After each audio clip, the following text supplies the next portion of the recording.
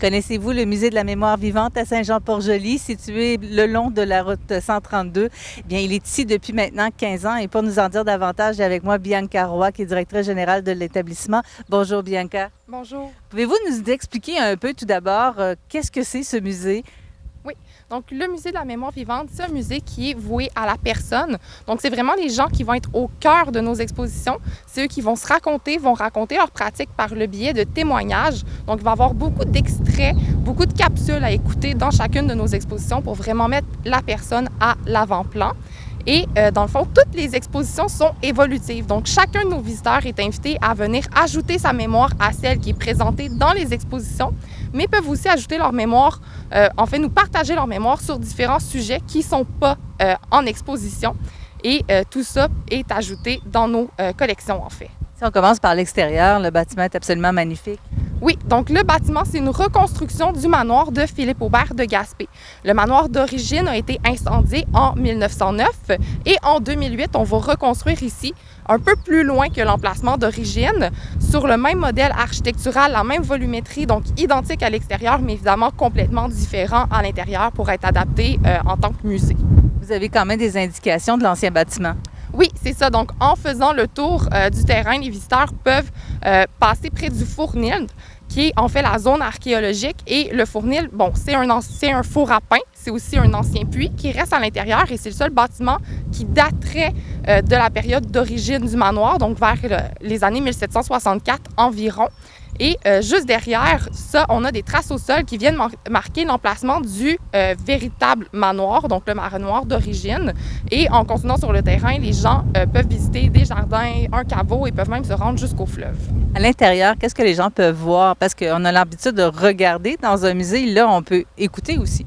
Oui, c'est ça. Donc, à l'intérieur, on a 5 expositions qui sont à voir présentement. Une sur Philippe Aubert de Gaspé, évidemment.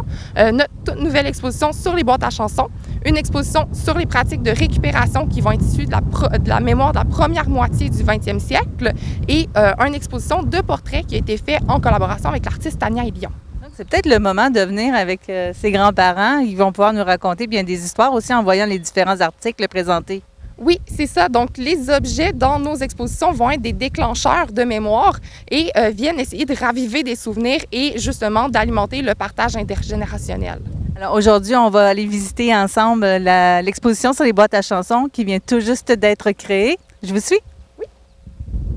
Le Musée de la mémoire vivante présente une nouvelle exposition depuis le 19 juin et c'est sur les boîtes à chansons. Qu'est-ce qui vous a donné envie d'utiliser ce thème-là? En fait, c'est un projet qui, à la base, est venu d'un étincelle qui a été provoqué par un visiteur. Il faut remonter en 2018, lorsque M. André Mathieu vient visiter le musée.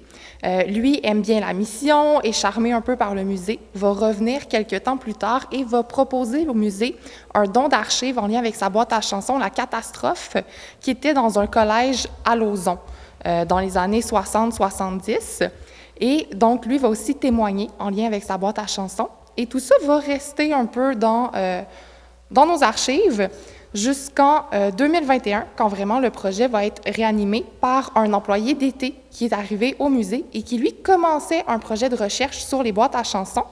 Et donc là, à partir de là, le projet va vraiment débouler et ça nous apporte à l'inauguration qu'il y a eu le 18. Qu'est-ce que les gens vont retrouver ici sur place dans l'exposition? Donc, dans l'exposition, on a beaucoup de mémoires qui vont être partagées à propos des boîtes à chansons. On a fait 42 témoignages spécialement pour cette exposition-ci.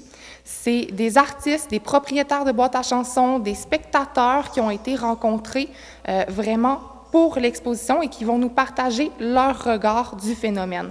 Donc, on va comprendre c'était quoi l'ambiance dans une boîte à chansons, on va comprendre comment les propriétaires des boîtes à chansons allaient approcher les différents artistes, parce que souvent, les gens vont être très jeunes. On a des propriétaires de boîtes à chansons qui avaient 17 ans à l'époque et qui approchaient, disons, Félix Leclerc pour venir chanter dans leur boîte à chansons. Donc, c'est des gros artistes parfois qui se faisaient approcher par des gens très, très jeunes pour aller performer dans des tout petits milieux.